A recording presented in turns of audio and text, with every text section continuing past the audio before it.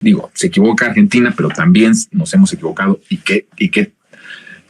de verdad equivocaciones tremendas de nosotros, y nos seguimos equivocando en tantas cosas, incluso ya concientizados en la transformación, nos seguimos equivocando en muchas cosas,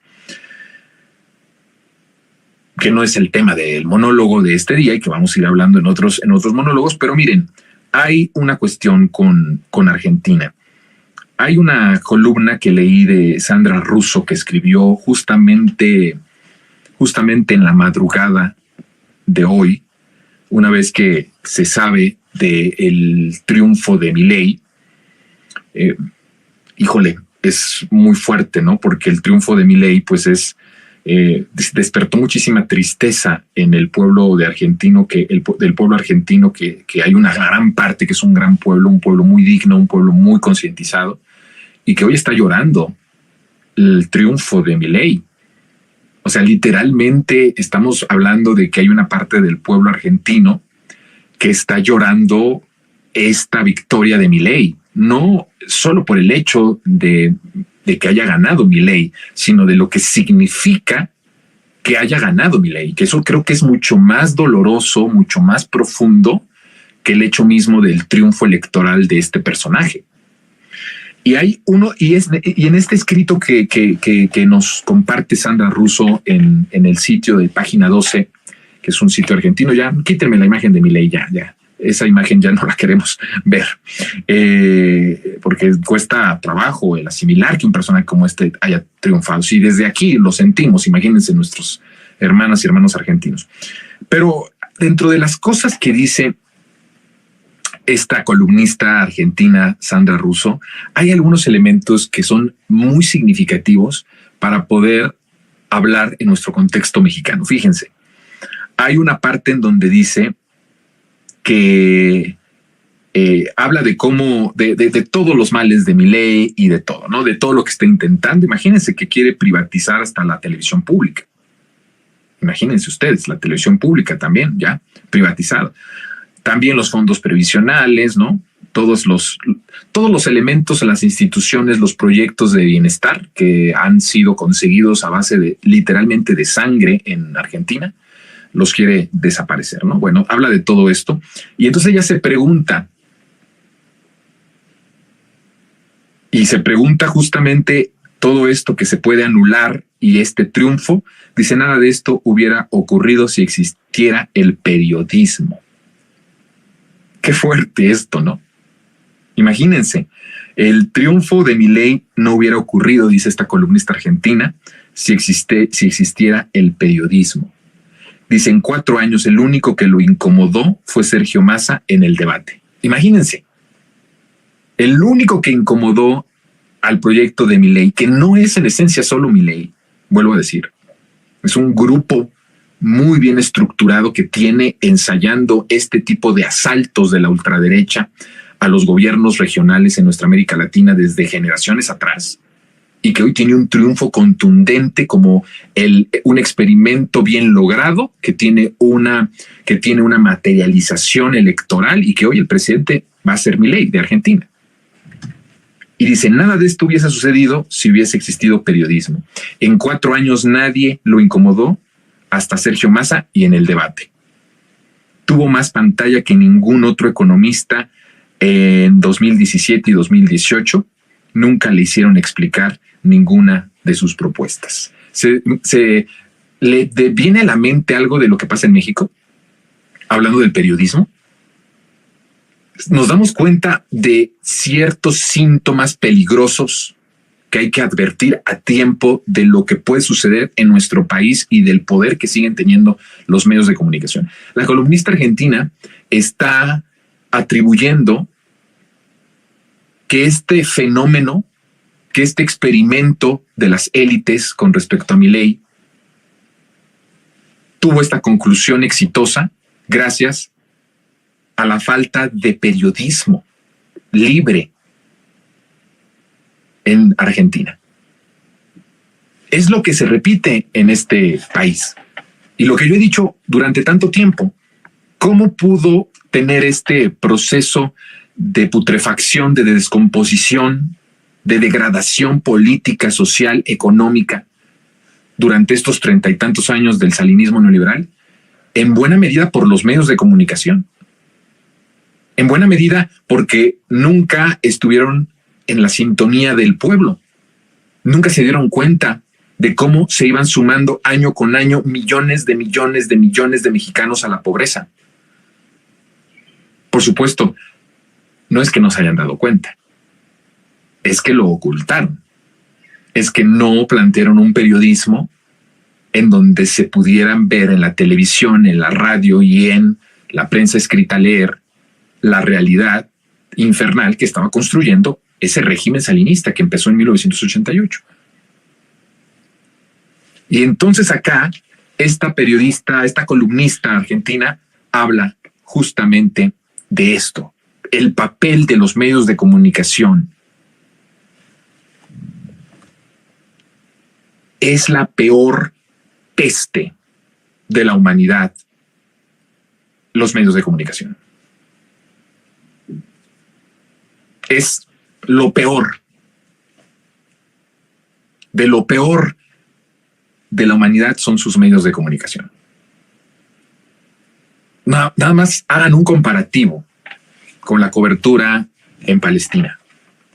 Nada más veamos en ese espacio porque hablo de que es una peste mortal, es una peste mortal que invade a todas las naciones,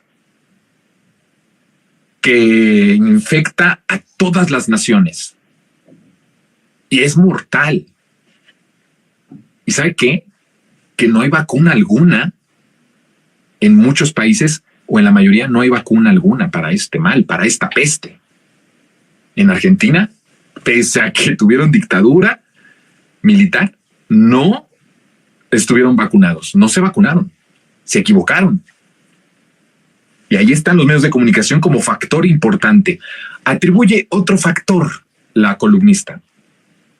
Dice, y también hubiésemos podido evitar esta catástrofe si Alberto Fernández no hubiera jugado solo, aislado de sus aliados y sin haber honrado su compromiso electoral con los últimos. El daño fue enorme. Es decir, al gobierno peronista, al gobierno de izquierda, progresista, también falla al ejecutarse un proyecto que venía siendo la solución de Macri. Y entonces tenemos que están los argentinos de desilusión en desilusión. No hay un buen gobierno tampoco de Alberto y esto provoca que toda la sociedad pues sea cada vez más infectada por este fenómeno político y social que es Milei, aunado por la peste de los medios de comunicación, y entonces tenemos el resultado que vivimos y que todos asombrados y con mucha tristeza veíamos en Argentina. Segundo factor, un mal gobierno progresista. Primero, medios de comunicación. Segundo, un mal gobierno progresista. Y hay un tercer elemento que es, creo, de los más importantes, incluso de los otros dos, que voy a decir. Dice esta columnista, pero mañana mismo, como otras veces, como siempre, empieza, esta desolación. Fíjense, las palabras que ocupa. Esta desolación me la permito esta noche, como todos debemos permitirnos ese abismo al que nos asomamos. Ay, hasta da cosa, ¿no? Escuchen las palabras. A mí me enchinó mucho la piel cuando lo dijo y solamente pude voltear hacia el cielo y dar gracias al Eterno de que en este país no estamos en esa realidad y estamos muy lejos de esa realidad. Pero con la misma nostalgia de decir, pero estuvimos hace no tanto, hace 5 años, hace 6 años, todavía estábamos ahí. Y se siente la desolación de ese infierno que vivimos. Todavía me da miedo, todavía empiezo a sudar cuando escucho estas palabras de una Argentina que está viendo al país, a su país, justamente al borde de ese abismo. Pero también me viene a la mente hace 6, 7 años que estábamos en esa realidad, hundidos en ese abismo, aquí en México, No tiene mucho que pasó. Por eso no se nos tiene que olvidar. No tiene mucho. Y dice ella, como todos debemos permitirnos ese abismo al que nos asomamos, porque en Milei y en sus seguidores vemos violentos y brutos. Pero mañana mismo, como otras veces, como siempre, empezará la tarea de secarnos las lágrimas y de construir una sociedad civil resistente. Escuchen la palabra, resistente a los abusos y el totalitarismo. Los pueblos, sentencia, se equivocan. Hoy la Argentina, y lo digo sin prurito, pero con inmensa pena, se equivocó. Y la última frase de su columna es el tercer elemento. Saludos a los neutrales. ¡Qué fuerte! ¡Qué tremendo, querida banda resentida! Saludos a los neutrales.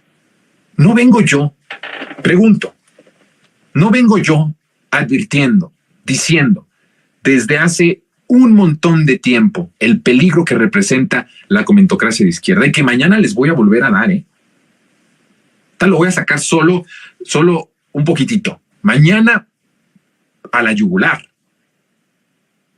Mañana a la yugular en nuestro monólogo. Va a estar muy bueno mañana. Pero no vengo yo advirtiendo de esta comentocracia de izquierda que son estos tibios. Esos saludos a los neutrales, es decir, saludos a los que quedaron o que llamaron al voto nulo o al voto en blanco, como sucedió en Argentina, o que no fueron tan contundentes en advertir sobre el peligro de Milei, o que exageraron de alguna forma los errores, que sí hubo muchos, de Alberto Fernández, del kirchnerismo, y que se mantienen ahí a media raya. ¿Qué podrán decir estos tibiezones? ¿Qué podrán decir estos neutrales? Porque esos neutrales también están justamente asomados, viendo el abismo que se les viene, También son parte de los que van a sufrir. ¿Y qué podrán decirnos ahora esos neutrales en Argentina? 3 factores de la derrota de Milei. Medios de comunicación. El siguiente es mal gobierno progresista, un mal gobierno de izquierda. Y el tercer elemento, los neutrales, los tibios, que en el lado de comunicación yo les llamo la comentocracia de izquierda, los intelectuales de esa comentocracia de izquierda, porque ahí hay comunicadores, periodistas e intelectuales. La comentocracia de izquierda no solamente son periodistas o comunicadores, también hay opinadores y también hay intelectuales. Empieza a crecer esa casta.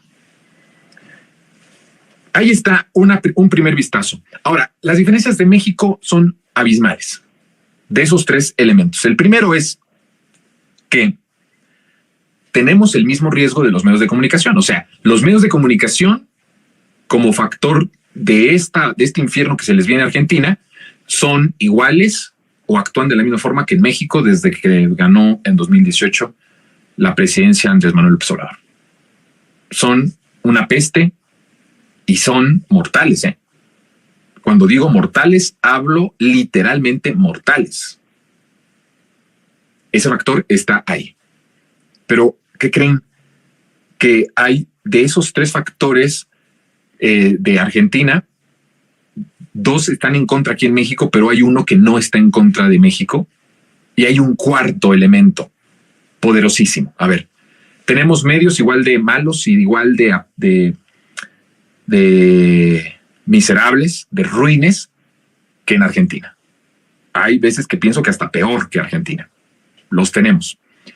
Y tenemos el otro elemento de los neutrales. Esos siguen hablando. Incluso ya son peor. Han dicho cosas peores que la comentocracia chayotera o la comentocracia tradicional de derecha. Ya, están esos 2 elementos. Esos 2 están en contra. Hay un tercero que hace que nos vacunemos de todo eso, que es un buen gobierno, que es el del presidente López Obrador. Un gobierno de 80% de respaldo es un gobierno exitoso, pero no solamente es una cuestión de percepción, es una cuestión de realidad. Ya lo hemos hablado mucho aquí. Este gobierno es un gobierno que construyó esperanza y que materializó esperanza en realidad. Tú puedes generar esperanza en tu pareja, en tus hijos, en tu plan de vida profesional, en donde quiera. Pues incluso puede ser una promesa. ¿Han escuchado eso? Es que es una promesa del periodismo. Es una promesa de lo que tú quieras, de cualquier profesión. O es la promesa de la familia, ¿no? Por lo talentoso, por lo estudiado. Se dice de repente por ahí. Pero solo es esperanza.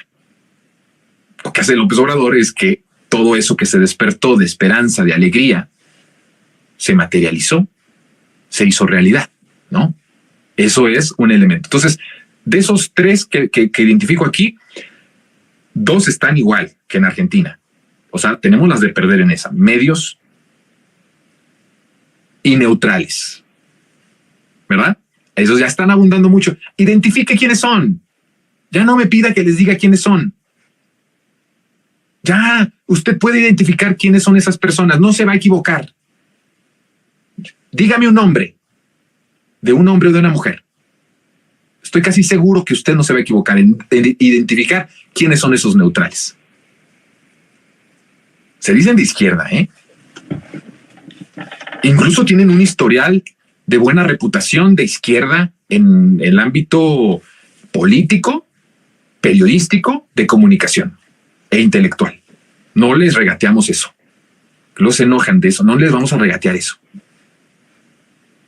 Usted ya los tiene que identificar. Tenemos esos dos elementos en contra, pero un buen gobierno, un gobierno que transformó, vacuna a toda la sociedad de estos dos males, del mal de los medios de comunicación como un virus mortal y de los que se quedan siempre a la mitad de todo. Qué miserable quedarte en tu vida intelectual, profesional, en tu formación, en tu historia, a la mitad. Cuando alguien le pregunte a esos neutrales, oye, ¿tú fuiste papá o abuelo o abuela? ¿Fuiste tú transformador? No, hijo, yo me quedé a la mitad. Es el nieto, el hijo se va a quedar así como, ¿a la mitad? Sí, me gustó siempre convivir, regodearme a la mitad de todo. Nunca fui ni de acá ni de allá, a la mitad. Todo en su vida es a la mitad. Todo en su vida es a medias tintas. Todo en su vida es en la neutralidad de no asumir con valentía el momento histórico que nos ha tocado vivir a cada uno de nosotros. Pero tienes un buen gobierno que hace que te vacunes. Yo decía al principio, no hay vacuna para esta peste que es mortal. En México se inventó la vacuna, señores. México inventó la vacuna y les doy al autor de quien descubrió la vacuna.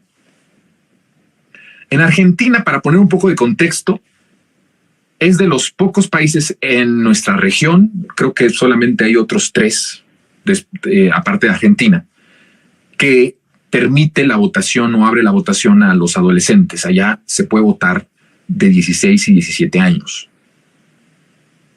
Eso es una cuestión que podemos debatir, porque es debatible incluso esto, que una persona de 16 y 17 años que sigue en una formación de criterio y de maduración, y que no lo digo yo desde una forma ideológica, sino que lo digo yo como una manera y una forma de estudios contundentes, científicos, que muestran cómo se va formando la conciencia, el cuerpo y la conciencia de la gente y la maduración de las personas.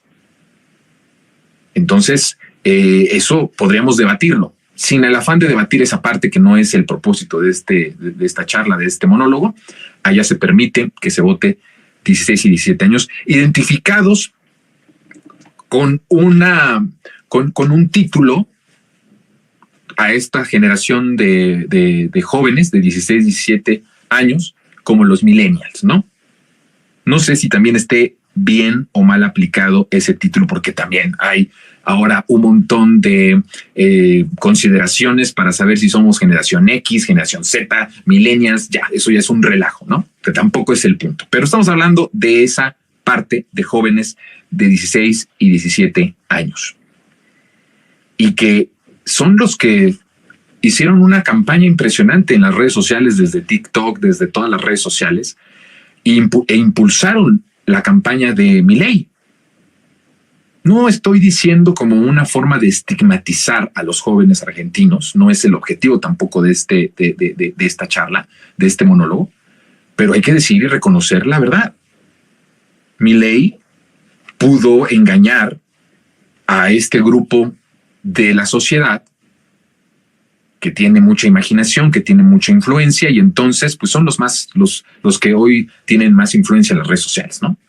Y entonces empezó a generar esa idea, por supuesto, ya muy bien inyectada en la gente a través de los medios de comunicación, de no decir que Milei es una farsa, que no representa la solución a los problemas, sino que es parte de la solución, es parte del problema.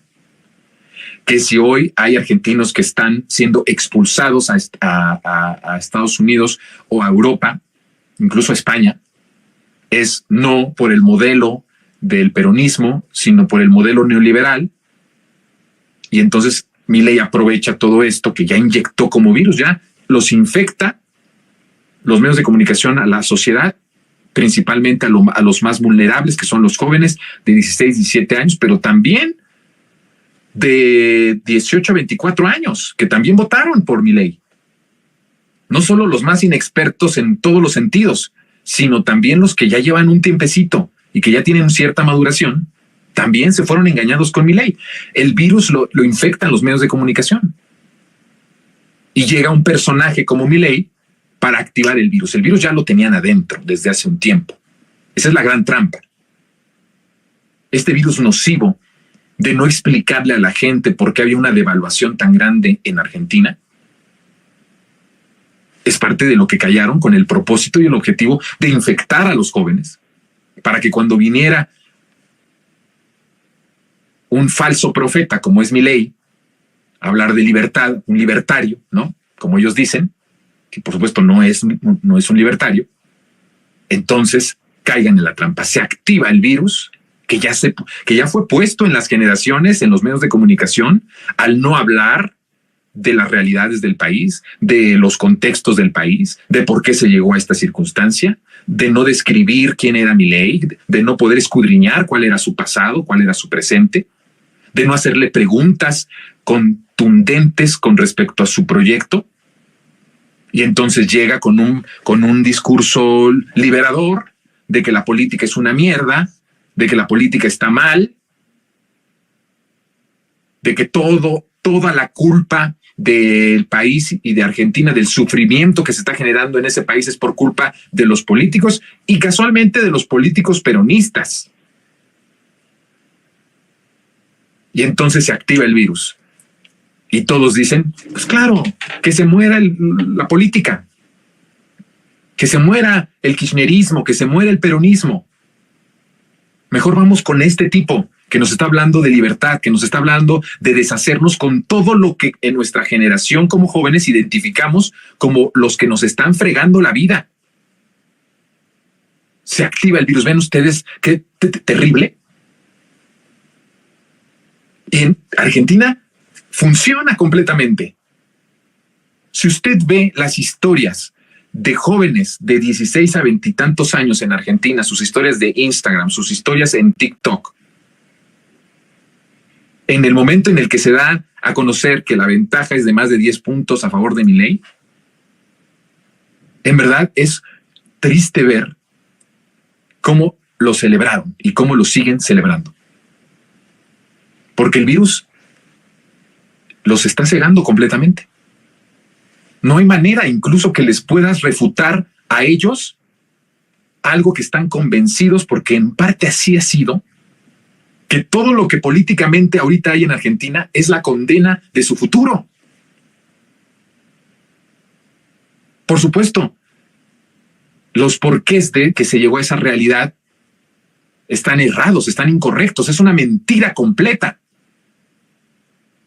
Lo que no es una mentira es su realidad tan desgraciada, su desesperanza, su desesperación. Eso no es errado, eso no es equivocado. Incluso es una causa justa el votar diferente, porque lo que hoy tienen es desgraciado. Y eso es lo mortal del virus, que tiene en partes percepciones ciertas, reales, y otras totalmente equivocadas, totalmente erradas, totalmente mentiras y engaños. Y ahí está. Es tan triste la historia de lo que está pasando en Argentina que los verdugos de Argentina van a ser los que tendrían que ser los que rescaten a los países, que son la juventud. Los revolucionarios que construyen esperanza, que construyen una forma diferente de amar, que construyen un país distinto, con derechos que abarquen a todas y a todos, son los que van a ser los verdugos y los que condenaron a Argentina a la pesadilla y al abismo que se les está viniendo encima.